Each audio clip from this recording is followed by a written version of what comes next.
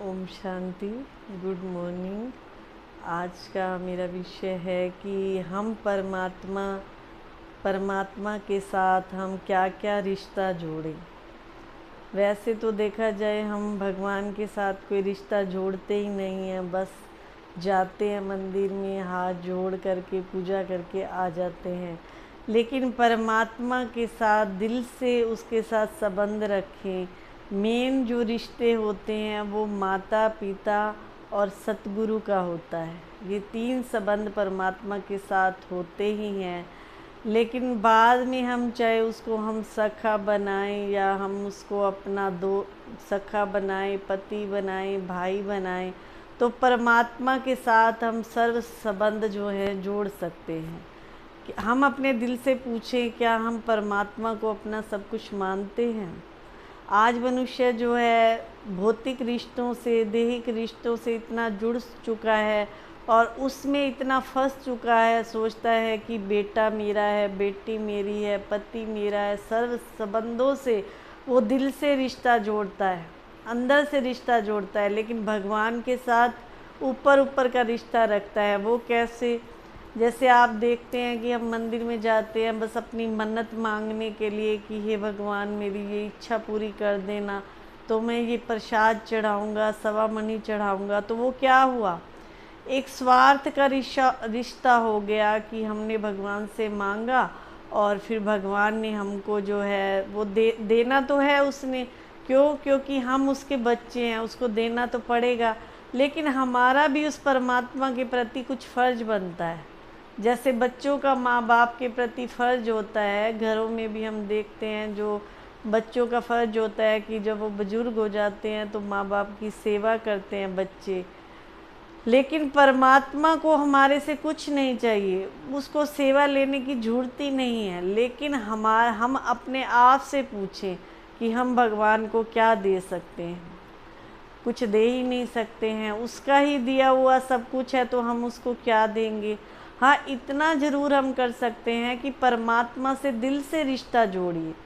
उसको अपना इतना सच्चा साथी बना लीजिए कि जब भी आप उसको याद करो वो आपके सामने हाजिर खड़ा हो। जैसे आपने देखा होगा द्रौपदी जो है पहले अपने सभी रिश्तेदारों को पुकारती रही कि हे पितामह मेरी लाज बचाओ। कभी वो किसको कहती है, कभी किसको कहती है, अपने पांचों पतियों को भी कहती है, पांचों पांडवों को भी कहती है कि मेरी लाज बचाओ। लेकिन किसी ने लाज नहीं बचाई। किसने बचाई?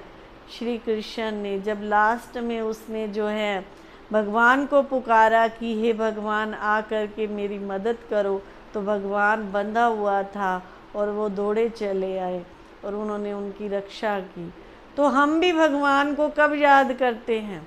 जब सारे रिश्ते नाते हमें धोखा दे जाते हैं और सारे रिश्ते नाते हमारा साथ नहीं निभाते हैं, हम भी तब लास्ट में जा कर के भगवान को याद करते हैं कि हे भगवान मैं बहुत दुखी हूँ, परेशान हूँ और मेरा साथ दो।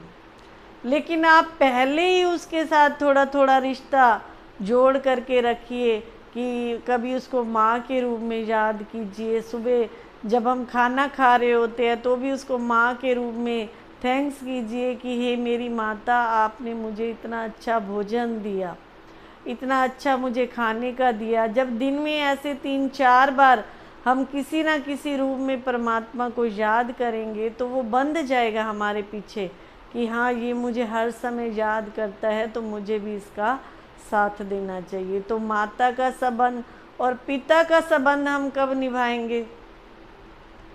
पिता का संबंध हम निभाएंगे जब हम अपने काम पे जाते हैं।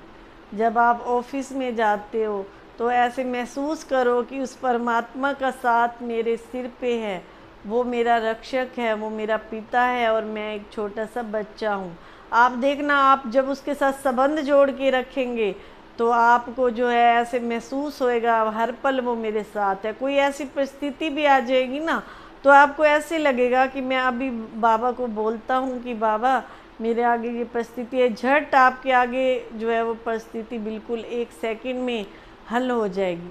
सतगुरु के रूप में कैसे रिश्ता जोड़ना है? सतगुरु के रूप में हमें ब्लेस मिलती हैं।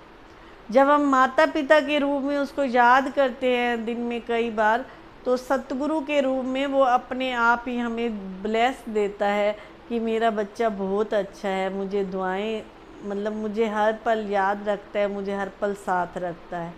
जैसे हम देखते हैं ना, हमारे बच्चे हमें सारा दिन जो है सुख देते हैं, तो हम क्या करते हैं, हम बच्चों को दुआएं देते हैं, भाई मेरे बच्चों जैसा कोई नहीं है।